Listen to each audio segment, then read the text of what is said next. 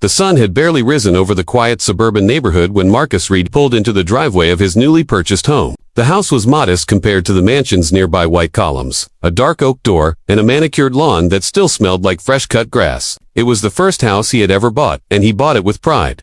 After 20 years of service, first in the U.S. Army, then as a field agent for the FBI, Marcus finally had a place to call his own.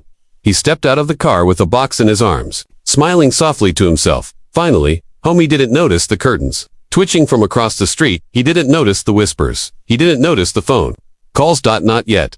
10 minutes later, just as Marcus attempted to unlock his front door, flashing blue and red lights splashed across the driveway. 2 police cruisers screeched to a halt. Marcus froze mid-movement. 3 officers jumped out with hands hovering near their holsters. "Hey, step away from that door," one barked. Marcus blinked. "Excuse me, hands where we can see them." He put the box down slowly, raising his hands. "Officers, this is my house." "Sure it is," another cop muttered sarcastically. "Got ID?" "Yes, in my." "Don't move," the first officer barked, pulling out his taser. "We'll get it ourselves." Marcus's jaw tightened, but he stayed calm. Training had taught him that calmness could save lives, his own included. "Sir," he said evenly, "I just moved in this morning. My name is Marcus Reed." Unhung. The third officer walked around him in circles. "Funny, the real owners don't look like you." Marcus inhaled sharply, not in fear, but in the quiet, controlled anger of a man who had seen this story too many times. "This property was bought under my name," Marcus replied. "Save it." The officer snapped. "We got a call about a suspicious black male breaking in."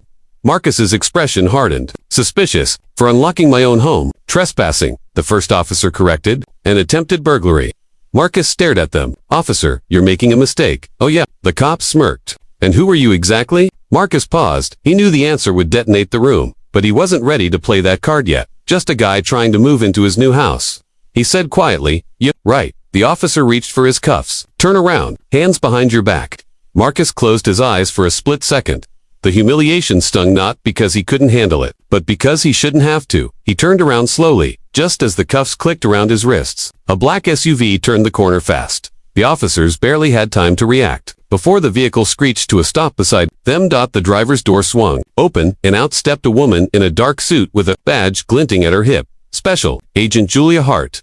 Marcus recognized her immediately. Partner of 7 years. "What the hell is going on here?" she barked. The officers stiffened. "Ma'am, stay back. We're detaining a suspect." Julia's eyebrows shot up. "Suspect? THAT is Special Agent Marcus Reed." The officers froze. One dropped his taser. Another turned pale. Marcus gave her a small nod, almost amused. "Morning, partner." Julia stormed forward. "Take those handcuffs off." Now, the officers scrambled to unlock them. Marcus rubbed his wrists calmly. "It's fine, Julia." "No, it's not," she snapped. "They just arrested an FBI agent on his own property because he didn't look like he belonged." The first officer swallowed hard. "Why didn't you just say who you were?" Marcus turned to him slowly.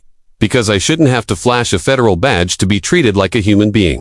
Silence. Thick, heavy, guilty. Julia stepped closer to the officers. "Do you have an idea who you just put your hands on?" The third officer stuttered. We got a call from a neighbor. "We thought." "You thought what?" Julia demanded. "That a black man in a nice neighborhood must be a criminal." The officer said nothing. Julia turned to Marcus with a soft exhale. "You okay?" "I'm fine," he said quietly. "Just disappointed." 20 minutes later, a supervisor arrived after hearing the radio chatter. He approached Marcus cautiously. "Agent Reed, I'm deeply sorry. I assure you, this is all a misunderstanding." "No," Marcus cut in. "It's not. It's a pattern. One I've dealt with my entire life." The supervisor looked down. Ashamed. Marcus approached him calmly but firmly. "Do you know what it feels like?" he asked. "To serve your country for 20 years, to risk your life for people you'll never meet, and still be treated like a criminal for existing in the wrong place." No one answered. "You handcuffed me in front of my own home," Marcus said, without evidence, without a question, without a second thought. He wasn't yelling. He didn't need to. His voice carried the weight of millions. The supervisor swallowed. "Agent Reed, we'll file a report. We'll retrain." "No." Marcus raised a hand. "Retraining won't fix the problem if you don't fix the mindset." Julia nodded beside him. "This is not about procedures," Marcus continued. "This is about bias, assumptions, fear. You saw a black man with a key, and you saw danger." The officers lowered their eyes. "Look at me," Marcus said. They did. "Next time you respond to a call, I want you to ask yourself one thing. Am I reacting to the situation, or reacting to my prejudice?" The officers' faces softened. Something had cracked open inside them. Guilt, realization, humanity. Marcus stepped back. "Now, if you don't mind, I'd like to move into my home." Julia helped him carry the boxers inside. After a few minutes, she asked softly, You handled that with more grace than anyone I know. Marcus smiled sadly. I've had a lifetime of practice. She placed a hand on his shoulder. You know, what you said, that may stick with them. It may actually change something. He sighed, looking around the living room. I hope so, not just for me. For every kid who'll grow up looking like me. Julia smiled gently. Welcome home, Marcus exhaled. For the first time that morning, it felt true. Moral of the story. Never judge someone by their appearance, their color, or your own assumptions. Respect must come before suspicion. Equality must come before authority. And dignity belongs to every human being, uniform or not.